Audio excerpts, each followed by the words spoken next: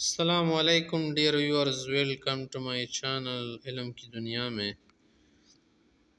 آج منہاج المسلم کی سبق نمبر 106 لیکچر میں روزے کے متعلق جو مسائل مختصراً اس کتاب کے مطابق آپ حضرات کے سامنے ہم ذکر کرنے والے ہیں۔ پہلی چیز ہے کہ روزہ کسے کہتے ہیں؟ روزے کا مطلب ہے کچھ نہ کھانا اور کچھ نہ پینا، اور صحیح معنی اس کا کیا ہے اصطلاح میں کہ انسان عبادت کی نیت سے کھانا پینا اور جمع کرنا چھوڑ دے، کب سے؟ صبح صادق سے لے کر سورج کے ڈوبنے تک۔ اس عمل کو کیا کہتے ہیں؟ روزہ کہتے ہیں۔ دیکھیے یہاں پر عربی میں سب کچھ لکھا ہوا ہے آپ کے سامنے۔ روزہ اللہ تعالیٰ نے اس امت پر فرض کیا، پہلی بھی امتوں پر فرض، جسے آیت میں کہتے ہیں کیا ایھا الذین آمنوا کتب علیکم الصیام، دیکھیں اس میں ہیں۔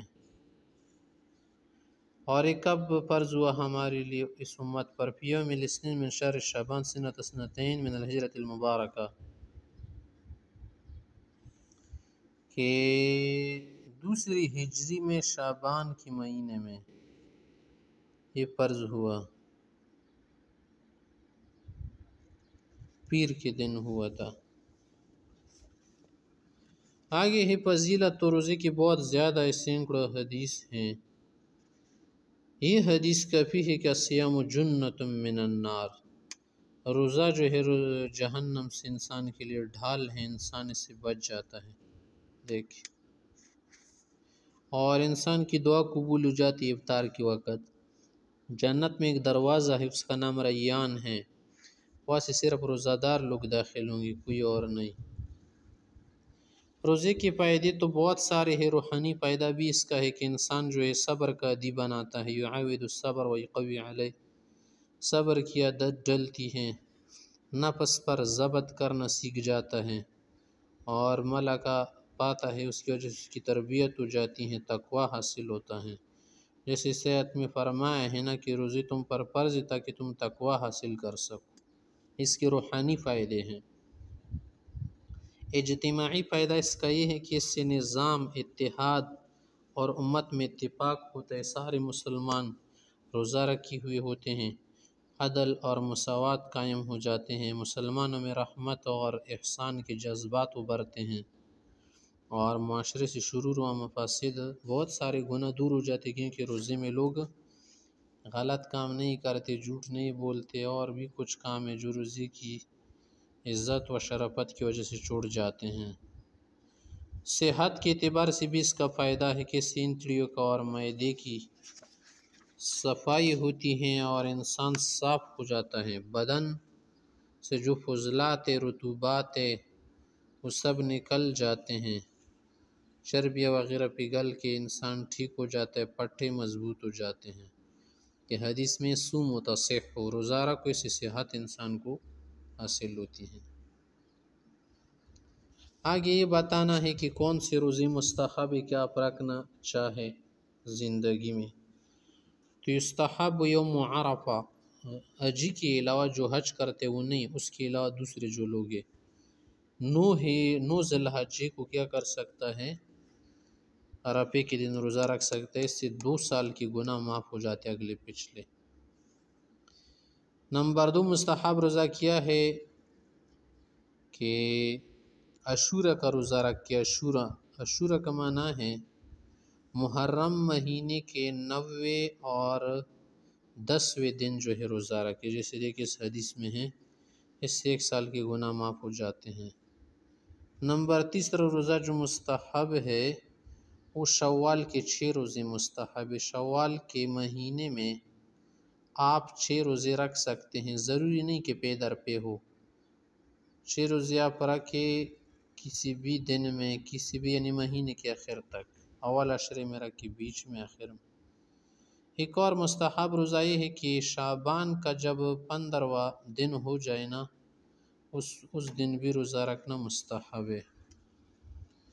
5ویں نمبر پر ذی الحجہ مہینہ جو ہے، حج والا جو مہینہ ہے، اس کی اول 10 دنوں میں روزے رکھنا مستحب ہے، جیسے اس حدیث میں ہے کہ ان دنوں میں روزے اللہ تعالیٰ کو بہت پسند ہوتے ہیں۔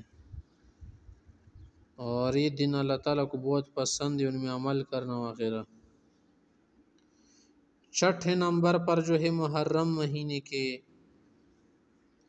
روزے بھی کیا ہے؟ افضل روزے ہیں۔ نمبر 7، ہر مہینے کے 13ویں، 14ویں، 15ویں دن کو، 13، 14، 15 تاریخ کو روزے رکھنا مستحب طریقہ پیغمبر صلی اللہ علیہ وسلم نے اس کے متعلق فرمایا تھا۔ اس کے علاوہ 8ویں 9ویں نمبر پر یہ ہے کہ ہر پیر کو اور ہر جمعرات کو روزہ رکھنا بھی مستحب ہے۔ پیغمبر صلی اللہ علیہ وسلم روزے رکھا کرتے تھے، فرمایا کہ پیر اور جمعرات کے دن اللہ کے پاس اعمال کی پیشگی ہو جاتی ہیں۔ تو دیکھ 10ویں نمبر پر یہ ہے کہ ایک دن روزہ رکھنا اور ایک دن نہ رکھنا، یہ بھی اللہ تعالیٰ کو پسند عمل ہے۔ داؤد علیہ السلام بھی ایسے ہی کرتے تھے کہ ایک دن روزہ رکھو، مانا پورے سال میں جو عید کے دن ہے اس کو نکال دو، اور تشریق کے دن نکال دو، وہ بڑی عید کے بعد جو 3 دن ہے۔ تو کیا کر سکتے آپ؟ ایک دن روزہ رکھنا، ایک دن نہ رکھنا، پورے سال رکھ سکتے ہیں۔ سال میں 360 دن ہے نا، یا 365 سمجھ لو، چلو 10 دن نکال دے ادھر ادھر کی، 350 میں آپ روزی رکھنا شروع کر دو، تو 155 دن روزی رکھو اور 155 نہ رکھو، لیکن در پہ نہیں رکھے، بلکہ ایک دن رکھے ایک دن نہیں رکھے، تاکہ اس کو طاقت حاصل، اگر در پہ رکھے گا پھر تو مشکل ہو جائے گا اس کے لیے۔ اسی طرح 11ویں نمبر پر روزہ رکھنا اس آدمی کے لیے مستحب ہے جو شادی کے لیے اس کے پاس خرچہ نفقہ نہ ہو، مثلا وہ نکاح کرنا چاہتا ہے، اس کی شہوت بھی زیادہ ہے اور گناہ میں پڑنے کا بھی اندیشہ ہے، تو وہ روزے رکھنا شروع کر دے۔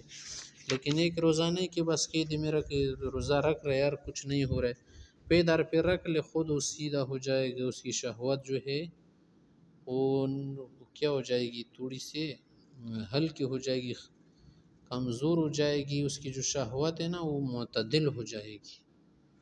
تو وہ روزے رکھ لے، 2-3 دن کا کام نہیں مانا، جب تک اس کی شہوت ہے تو روزے رکھنا شروع کرے، جب اس کی شہوت کیا ہو جائے، معتدل ہو جائے، پھر چھوڑ دے، اس کے بعد نہ رکھے، پھر اس طرح سے جب اس کی شہوت بڑھنا شروع ہو جائے تو روزے رکھنا شروع کر دے۔